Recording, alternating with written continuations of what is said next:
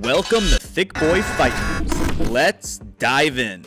In the featured bout of Tuesday night's episode of Dana White's Contender Series, wrestling superstar Bo Nickal submitted Zachary Borrego in the first round to secure his second professional MMA win. Despite being the star of the night and living up to expectations, Dana White decided not to award Nickal a contract, and instead deferred to offer him another fight on the Contender Series to give him a chance to gain some more experience. Speaking to host Laura Sanko, White said, "He's amazing. He's one of the hottest prospects in the sport. He's 2-0, so what we'd like to do is offer him another fight in the Contender Series. If he wins that one, we'd like to invite him into the UFC." Despite not being awarded a contract, Nickal didn't let it take away from his big night, telling reporters at the post-fight press conference he's just eager to keep fighting. Video courtesy of MMA Junkie. It's all good. I'm just excited. I'm always grateful for the opportunity to compete. So, getting out of there unscathed, another dub, and I'll get a fight again soon. So all good. And I've said this a few times already, but the goal is not to be a UFC fighter. I'm here to be a UFC champ, be the number one pound for pound fighter in the world. So I'm 2-0. I've had a total of a minute and a half of professional MMA competition. So let's get another one in there. I don't really care if it's on Contender Series, in the UFC, whatever. I just want to fight. Nickal used his All-American level wrestling to secure a quick victory, and when asked whether he would continue with his wrestling first approach, the Dan Hodge Trophy winner doubled down. Video courtesy of MMA Junkie. I think anybody that I fight for the rest of my career, it doesn't matter if it's my next contender fight or my first fight in the UFC or when I'm fighting for the UFC title, they should expect to get mauled in wrestling if I want to do that to them, and I'm just building my reputation. I can do that to anybody on the planet.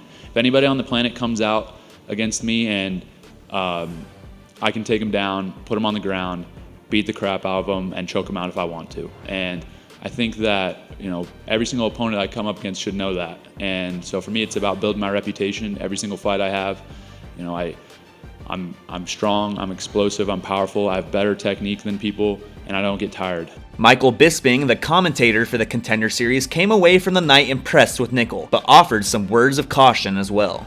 "Listen, he's chasing the money, and rightly so. Bit of caution though. Just because you can wrestle, just because you're doing that on the Contender Series, doesn't mean you can come in here and beat the best fighters in the world. I've trained with many a great wrestler, guys almost as accomplished as him, and against the fence, it's a different world. Of course, the man's going to have a sensational career. Slow your roll a little bit, buddy, but nevertheless, congratulations, that was sensational." Lightweight title challenger Usman Makhachev went on ESPN's DC and RC to give more background on how his title fight against Charles Oliveira came together. According to Islam, Oliveira didn't want to fight him for the title and thought he should win one more fight to prove himself worthy, and Oliveira was instead eyeing a fight with McGregor. Islam then went on to say how the UFC forced Oliveira's hand by suggesting a title bout between Makhachev and Michael Chandler. "For me, this is embarrassing when the UFC lightweight champion asks for someone like Nate Diaz or Conor McGregor. Conor McGregor, who won 5 years ago. Nobody remembers when these guys win some fights. He tried to go Diaz or McGregor, but he forgot my name. And when they asked about me, he said he needs money or something like this. But when he fought Dustin or Justin Gaethje, he didn't think about money. He said Islam has to fight one more time or something like this. But the UFC told him, hey, if you don't take this fight, we're going to give some chance to Michael Chandler. That's why he takes this fight." Islam then took a shot at Oliveira's inability to speak English and proposed that may be the reason why he doesn't get the money he thinks he deserves. "I don't understand this guy. He tried to make money, but this guy doesn't speak English. Nobody understands this guy. He doesn't speak English. English is important if you want to make money. You have to speak some language everybody understands. Nobody understands what he's saying." On episode 278 of Weighing In with Josh Thomson and Big John McCarthy, the pair reacted to news that Nick Diaz's coach, Cesar Gracie, would like to see the former Strikeforce champion take on Conor McGregor. However, Gracie noted Nick Diaz would see McGregor as Nate's business to handle. I don't think he's stepping on Nate's toes at all, because Nate's already basically talked about what he wants. He's going to have this last fight against Chimaev, and he's out. He wants to go and do other things. I believe, like Josh has said for forever, I think he wants to have a boxing match with Jake Paul. I think that's kind of sitting there in the wings for him. I think it's a big money maker for him. And if Nick could come back and get a fight against Conor and make good money, then go for it, Nick. If that's what you want to do, just, commit yourself to training. And I would watch Nick against Conor anytime. No, I would as well. I just don't see that fight ever happening and coming to fruition. That fight's not going to happen. Nate's not going to be in the UFC after this fight coming up. I think he feels slighted also too by what they've been doing to him. I think he's gone. And the Jake Paul fight, I get concerned because Nick's got to be careful. I don't think Jake Paul's going to be around much longer. Just my personal. I think when it became, I'm a real boxer. It's not a novelty anymore. In terms of Nick Diaz. Nick is not stepping on Nate's toes. I would like to see Nick get 100% healthy. Apparently, he had 2 bulging discs in his neck for the Robbie Lawler fight. I don't know if he had surgery, but if he did, John, I don't know if he'd be making a return anytime soon if he did have neck surgery. Yep. But it's an issue, a problem. But I want the best for Nick, man. I'm a huge fan. Nick Diaz is a fucking not just a legend in the sport, but just a great good guy. He's a super nice. Both of them are. Both Nick and Nate are good people.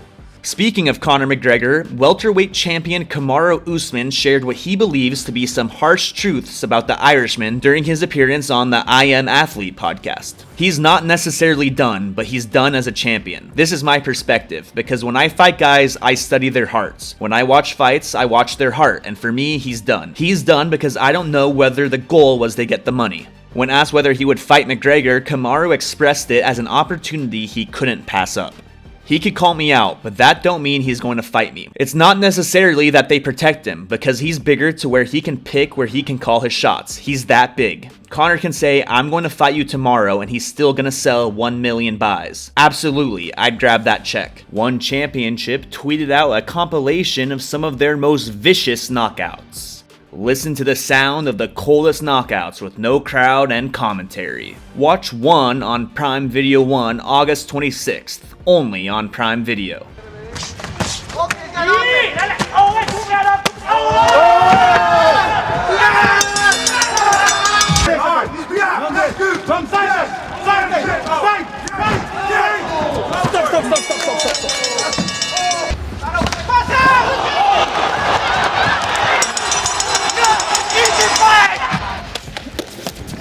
Up, down, 5.